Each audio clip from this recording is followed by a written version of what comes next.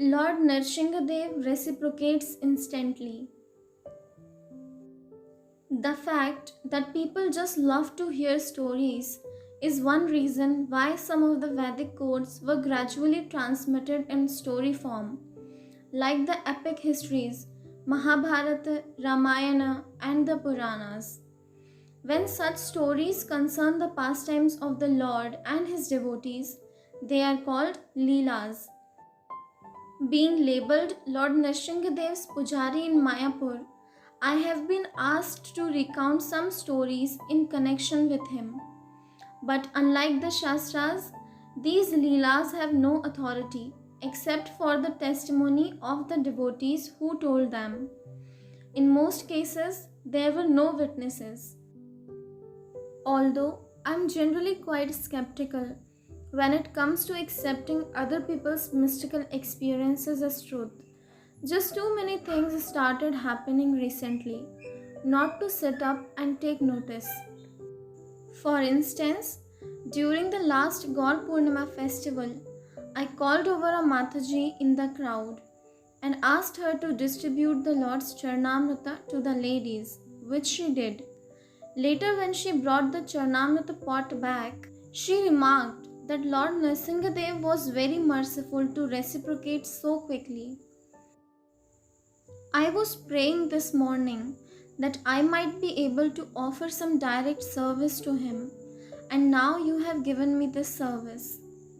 Yes, I said, desires are quickly fulfilled in the Dham. Just see, the same day you desire, it happened. No, not the same day, the same moment, she replied. The very instant I expressed that desire to serve him, you called me over. Wow, that was amazing, I acknowledged. Did you hear about how Atmarati Mataji's eye problem was cured at the same time that Lord Nrsingadev's original eyes were placed back after one donor had bought him new eyes? Oh, yes, she told me. As a matter of fact, I was staying in the same building when Lord Nrsingadev spoke to her, she added. You know, there was so much energy around that night that nobody could get any sleep. Just a few days later, another devotee revealed how Lord Nrsingadev helped him. I was suffering intensely. I could not even stand without supporting myself on the column in front of Lord Nrsingadev's altar. I prayed, please help me, take away this suffering condition so that I may serve you fully. I then felt all my pain moving up and flowing out of my body. It just left. While I was hearing this, I noticed another devotee who had come for the darshan of the Lord.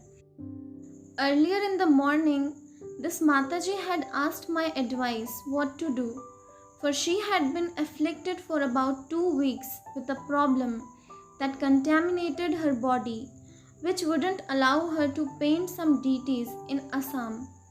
Although she had already been commissioned to do it and had an air ticket to go. Mataji, I exclaimed while walking over to her, Lord Nrsingadev is giving instant benedictions. Why don't you ask him to remove your problem? The very next morning, when she saw me, she said, Thank you so much for your advice. You know, when I arrived home from the temple yesterday, my problem had completely disappeared. Some days later, another Mataji came to the Pujari room and told us about a dream, wherein Lord Nrsingadev walked and talked with her just like a father. When she asked how she could serve him, he told her to offer some mangoes. About 1 week later, when she brought the mangoes for offering, Jananivas was telling some other pujaris how fortunate she was that Lord Nrsingadev came to her dream and talked to her and held her hand while walking with her and gave her personal instructions. The Mataji exclaimed, Actually, there was more to the dream than what I had previously told you. Lord Narsingadev also told me, my Pujari is very dear to me and I am going to take him back with me. Oh, don't do that, please, I fearfully exclaimed. We want him to stay here. No, I think I will take him back. And after my pleading with him for a long time, the Lord firmly announced, all right, then I will take one of the leaders instead. And now, as you know, just days ago, His Holiness Gaur Govind Swami, who was a GBC, sannyasi, and a guru, suddenly left his body, apparently by heart attack. I didn't mention it before because I didn't want to alarm anyone, but now it has come true. I feel it is alright to tell you. When I repeated this story to my friend Vishwambar from Carolina, he said, "This is amazing. My wife also dreamed about Lord Nrsingadev and mangoes. You see, yesterday while she was walking outside the Mayapur campus, she saw a jar of mango pickles in a shop and desired to buy them for Lord Nrsingadev. But doubting the purity of the contents, she refrained. However, last night Lord Nrsingadev appeared in her dream and asked, 'Where are my mango pickles?' When Lord Nrsingadev first came to Mayapur, all the pujaris were reluctant to worship his awesome form. Bhava Siddhi Das was particularly frightened and always nervous to worship him. One night, after putting the Lord to rest, he was leaving the altar, when he heard such a tremendous sound that it made his hair stand on end. Looking back fearfully, he saw that everything was in place. So he quickly left, locked the door, and paid his obeisances, praying for forgiveness for any offense he might inadvertently had committed. At the end of that night, he was awakened by the shaking of his bed. Bhavasiddhi was sleeping on the top of a bunk bed, so he thought it must be the pujari below him, getting up for Mangala Aarti. However, when he opened his eyes, he saw Lord Nrsingadev sitting on his bed. That fortunate pujari became very fearful, practically to the point of panic. As he tried to get up, Lord Nrsingadev placed his two hands, which felt like the weight of the universe, on his shoulders. "Be peaceful, be calm," the Lord consoled him. "I have just come to tell you that when you worship me in the temple, there is no need to fear me. Please give up this fear." The Lord then disappeared, but Bhavasiddhi began to run up and down the veranda of the long building where he slept. "What happened?" asked some concerned devotees, but they received only incoherent replies. They started to think maybe he had gone mad or become haunted by a ghost.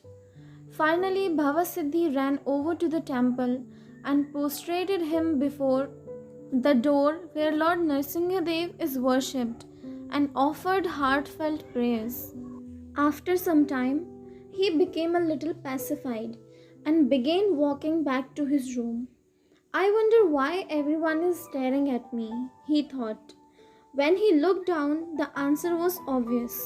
He was only dressed in his underwear. I saw Bhavasiddhi at last year's Gaur Purnima festival. He is living in America now, and asked him about that incident. "Yes," he said, "I still have those 2 marks from Lord Nrsingadev on my shoulders. They are almost gone now, but they are still visible." He wasn't the only one to claim to have seen Lord Nrsingadev.